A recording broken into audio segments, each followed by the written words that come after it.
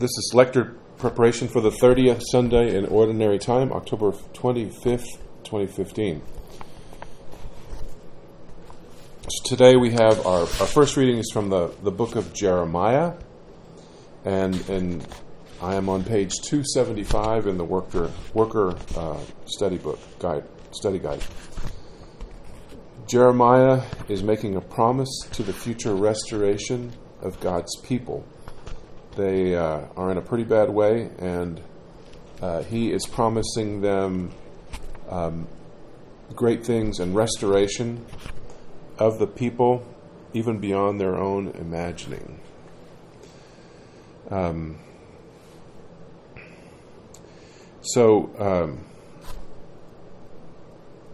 now this gives so this kind of gives two visions. Jeremiah is that, as I talked to you, that God is rebuilding a people after their destruction and exile. On the other, this and similar passages from Jeremiah expand a new meaning in the following centuries. And this would be that in God's future age of salvation, wholeness, healing, and peace in all relationships would reign, ending all human ills of body and spirit. So the restoration is even beyond anything that they could really imagine.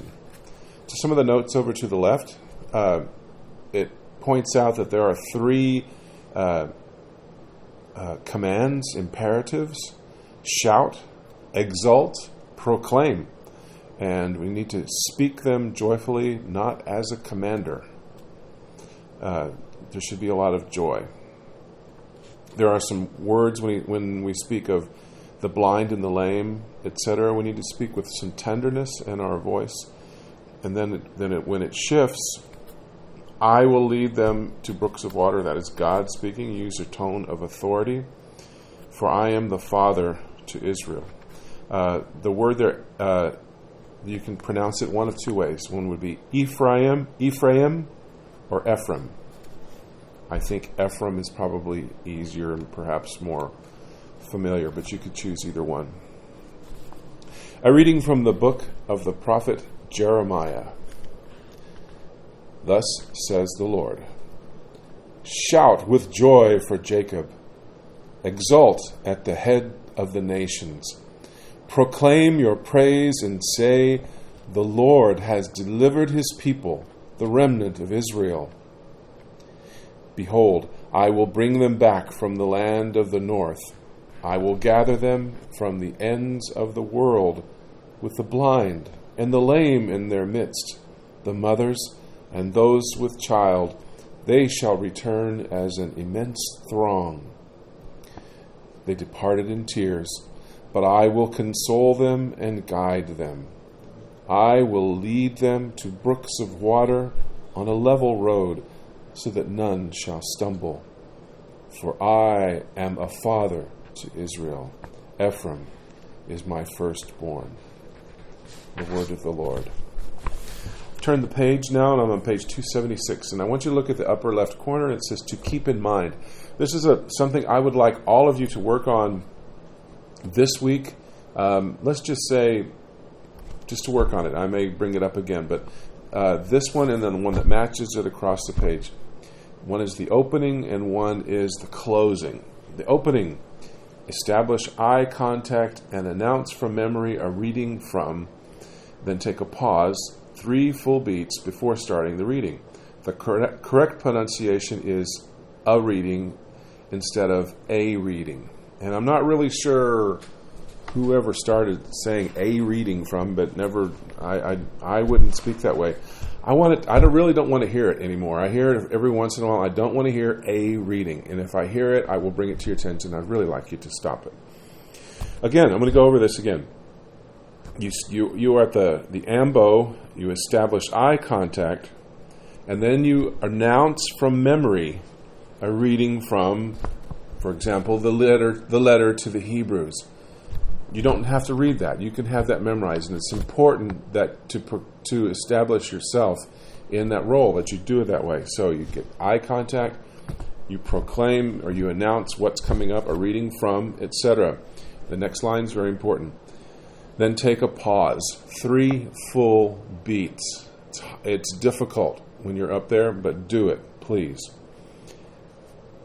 Okay, so you would walk up there and say, a reading from the letter to the Hebrews. And I don't want to hear a reading from the letter to... Don't do that. Just make it all one phrase, please, I ask you. Let's go on to the second reading, read to the Hebrews. This is the fourth of 6 consecutive weeks that we've been in. This should leave the listeners with a feeling of gratitude. And it's really in 2 parts. The first, the author speaks about the high priests, and that continues down the line until after he says, just as Aaron was. And then when he says, in the same way, and at that point he's then talking about Christ.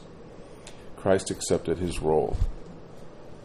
And the notes at the bottom, last week in Hebrews, he declared the full humanity of Jesus.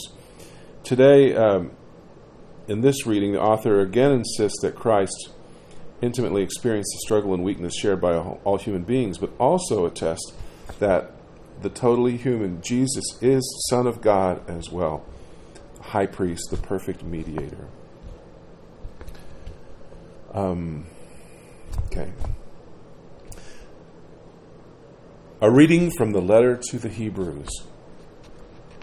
Brothers and sisters, every high priest is taken from among men and made their representative before God to offer gifts and sacrifices for sins. He is able to deal patiently with the ignorant and erring, for he himself is beset by weakness, and so, for this reason, he must make sin offerings for himself as well as for the people. No one takes this honor upon himself, but only when called by God, just as Aaron was.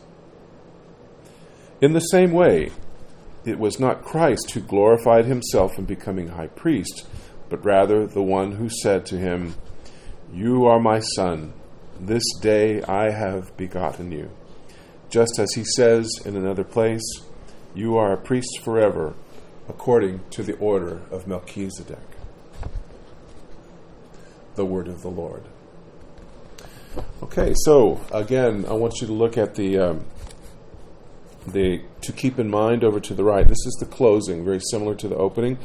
We're going to pause 3 beats. I probably didn't hold it long enough the last one because I wasn't thinking about it, but I'd like you to work on that.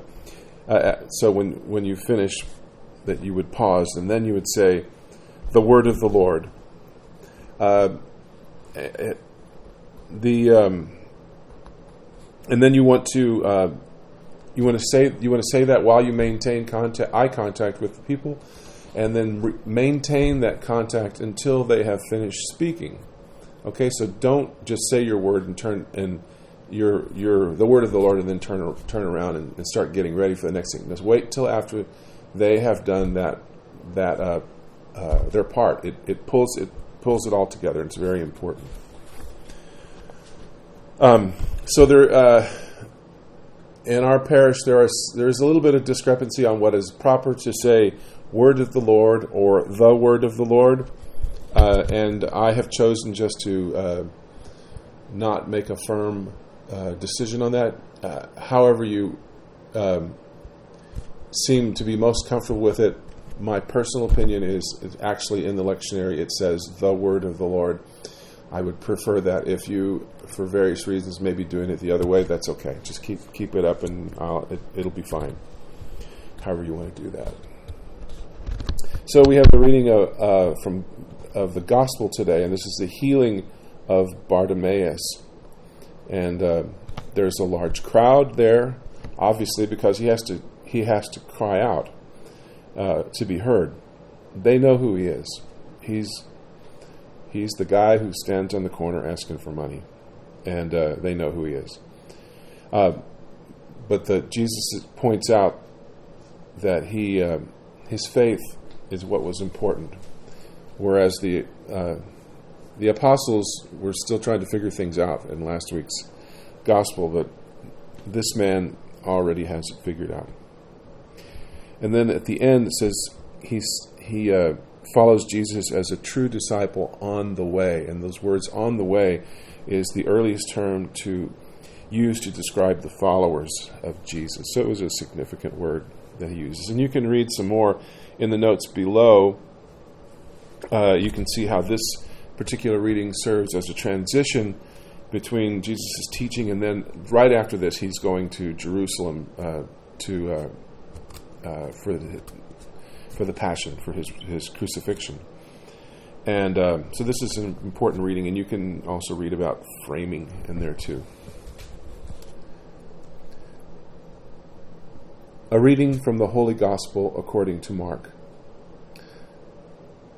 As Jesus was leaving Jericho with his disciples and a sizable crowd, Bartimaeus, a blind man, the son of Timaeus, sat by the roadside begging. On hearing that it was Jesus of Nazareth, he began to cry out and say, "Jesus, Son of David, have pity on me." And many rebuked him, telling him to be silent. But he kept calling out all the more, "Son of David, have pity on me." Jesus stopped and said, "Call him." So they called the blind man, saying to him, "Take courage, get up, Jesus is calling you." He threw aside his cloak, sprang up, and came to Jesus. Jesus said to him in reply, "What do you want me to do for you?" The blind man replied to him, "Master, I want to see." Jesus told him, "Go your way, your faith has saved you." Immediately he received his sight and followed him on the way. The Gospel of the Lord.